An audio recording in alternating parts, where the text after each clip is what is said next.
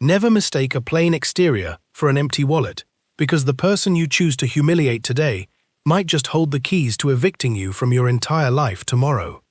Maya Hayes stood inside the towering marble lobby of Apex Global Bank, clutching a faded canvas tote bag. She wore a simple, worn-out denim jacket and scuffed sneakers, looking completely out of place among the pristine glass panels, expensive suits, and multi-million-dollar art installations. To the high-rolling staff, she was invisible, until she stepped up to the executive counter. Senior Loan Officer Vance Sterling didn't even look up from his tablet when Maya cleared her throat to get his attention. He let out a long, theatrical sigh, making it clear that his precious time was being wasted by someone beneath his social tier. "Look, sweetie, this is a commercial investment division," Vance sneered, finally glancing up with a condescending, predatory smirk. "We don't handle personal savings accounts, and we certainly don't issue loans to people who look like they wandered in off the street looking for charity." Maya didn't flinch. Her expression remained ice-cold and utterly composed. "I am not here for a loan, Mr. Sterling. I am here to discuss the commercial acquisition of this entire floor." Vance burst out into a loud, mocking laugh that echoed off the marble walls, drawing snickers from the surrounding junior tellers. He leaned across the polished mahogany desk, looking down his nose at her with absolute disdain. "You? Buy this floor?" Vance chuckled, shaking his head as if hearing a pathetic joke. "Honey, the monthly maintenance fee on these square feet alone costs more than whatever you've got stashed in that raggedy bag. You can't afford a cup of coffee here, let alone a square inch of this building." The other employees smiled smugly, enjoying the public belittling. But what Vance didn't know, and what his arrogant pride completely blinded him to, was that Maya's canvas bag contained something far more lethal than cash. The mockery in Vance's voice didn't just linger in the air. It ignited a cold, calculating fire behind Maya's eyes. She didn't raise her voice. She didn't panic or shrink away from the humiliating stares of the surrounding bank staff. Instead, she slowly reached into the depths of her faded canvas tote bag, her movements deliberate and unhurried. Vance crossed his arms over his expensive designer suit, leaning back in his ergonomic leather chair with a look of supreme, unbearable smugness. He loved playing executioner, especially to people who didn't fit the pristine corporate mold of his exclusive financial playground. "Take your time, sweetheart," Vance mocked, tapping his manicured fingers against the polished mahogany desk.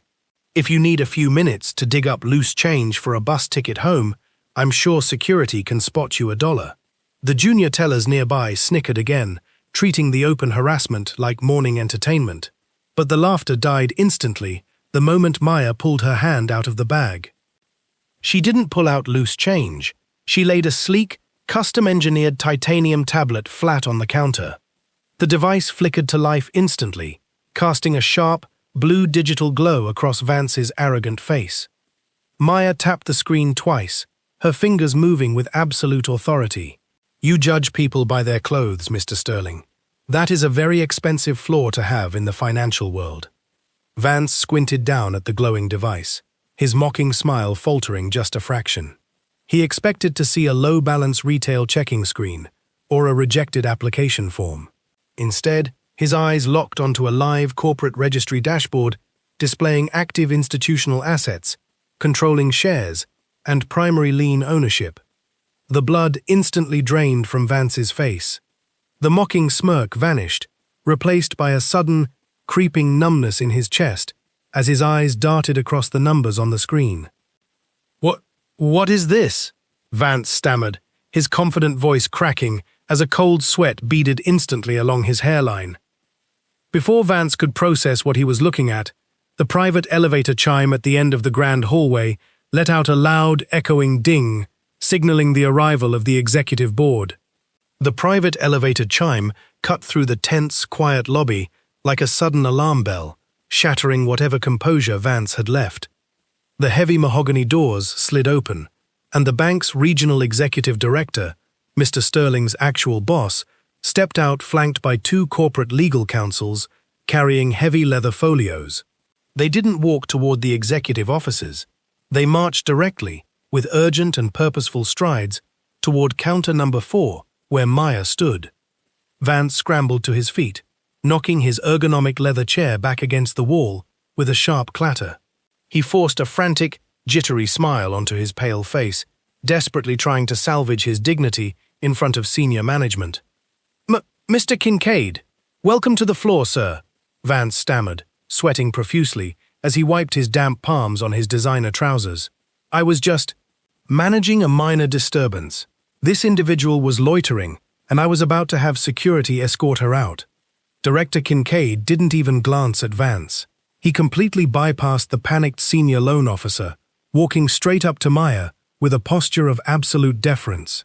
Kincaid pulled a gold-plated fountain pen and a thick portfolio from his legal counsel, resting them flat on the mahogany counter right beside Maya's titanium tablet.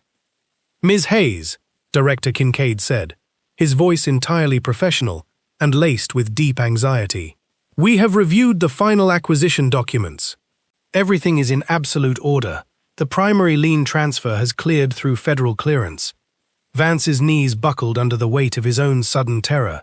He grabbed the edge of the desk to keep from collapsing, his breath catching in his throat. Acquisition documents? Lien transfer? Maya didn't look at Kincaid. Her steady, unblinking gaze remained locked entirely on Vance's wide, horror-struck eyes. Mr. Sterling was just telling me about the monthly maintenance fees on this floor, Maya said smoothly, her voice cutting through the silent lobby like a razor. He seemed particularly concerned that I couldn't afford a single square inch of this building. Director Kincaid slowly turned his head, fixing Vance with a glare cold enough to freeze liquid nitrogen. Mr. Sterling, Kincaid said softly, every word dripping with lethal intent. You are speaking to Ms. Maya Hayes, the majority shareholder and sole controlling owner of Apex Global Holdings. As of 3 minutes ago, she doesn't just own this floor, she owns the entire corporate skyscraper. The words hung in the suffocating silence of the marble lobby like a death sentence. Sole controlling owner. Entire corporate skyscraper. Vance's mind fractured under the weight of the revelation. The faded canvas tote bag, the worn denim jacket, the scuffed sneakers. It wasn't a disguise born of poverty. It was the deliberate choice of a multi-billionaire who preferred reality over the superficial theater of corporate pretense. And he had just spent 10 minutes treating her like a beggar. Oh, owner? Vance choked out, his voice reduced to a pathetic, high-pitched squeak. He looked from Director Kincaid's stone-cold expression back to Maya, his knees shaking so violently he could barely remain upright. There must be a mistake. I checked the registry. I didn't see her name on the Tier 1 ledger. Because Tier 1 ledgers are classified under private trust holdings, Mr. Sterling. Kincaid interrupted sharply, his voice snapping like a whip. A level of security clearance you obviously weren't senior enough to access, just like you weren't professional enough to treat customers or anyone walking through these doors with basic human decency. Maya slowly picked up the gold-plated fountain pen from the counter, spinning it gracefully between her fingers. She didn't raise her voice, but every single person within earshot leaned in, hanging on her every syllable. You told me I couldn't afford a cup of coffee here, Mr. Sterling, Maya said softly, stepping closer to the edge of the counter.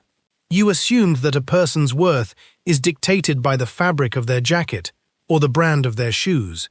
That kind of arrogance is a liability to any institution. Vance opened his mouth to beg, to apologize, to offer any desperate excuse that might save his 6-figure salary, his luxury apartment, and his status. But words failed him completely. A cold sweat dripped from his chin, staining the front of his pristine designer shirt. Maya turned her gaze away from the ruined banker and looked directly at Director Kincaid. Execute Clause 9 of the acquisition agreement, Maya commanded smoothly.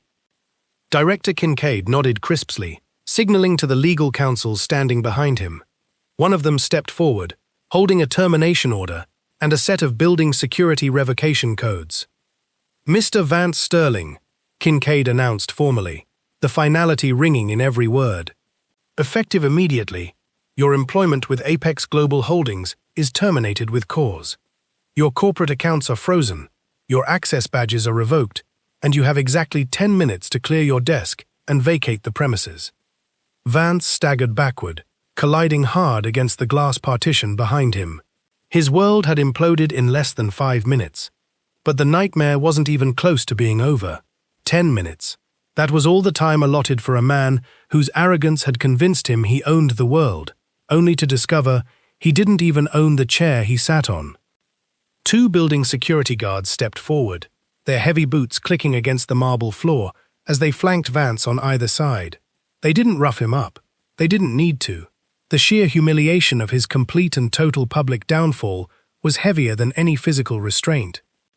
Vance stared down at the floor, his face burning a bright, shameful crimson as the junior tellers, the very people who had laughed at his jokes moments earlier, now looked away in cold, calculated silence.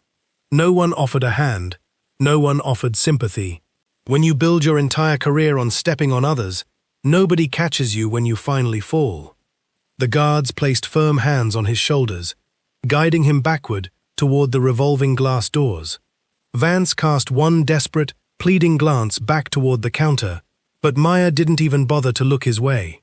She was already reviewing the structural blueprints of the skyscraper on her titanium tablet, completely unbothered by the wreckage of a small-minded man's ego. "Let's go, Mr. Sterling," one of the guards muttered, pushing him firmly toward the exit. As Vance was marched out into the blinding morning sunlight, the heavy glass doors swung shut behind him, cutting off the air-conditioned luxury of the lobby and leaving him stranded on the concrete sidewalk with a cardboard box full of personal trinkets. The building he had lorded over like a king now belonged entirely to the woman he had tried to throw out. Maya looked up from her screen, watching through the pristine glass as Vance disappeared into the anonymous crowd of the city. She handed the gold pen back to Director Kincaid with a calm, satisfied smile. "Make sure the rest of the staff receives a mandatory customer respect seminar by Monday morning, Director," Maya instructed smoothly. "We build wealth on this floor, but we build character at the door." Director Kincaid nodded respectfully as Maya turned and walked toward the private elevator, her faded canvas tote bag swinging lightly at her side. It was a powerful reminder that true power never needs to scream, and karma always collects its debts in full.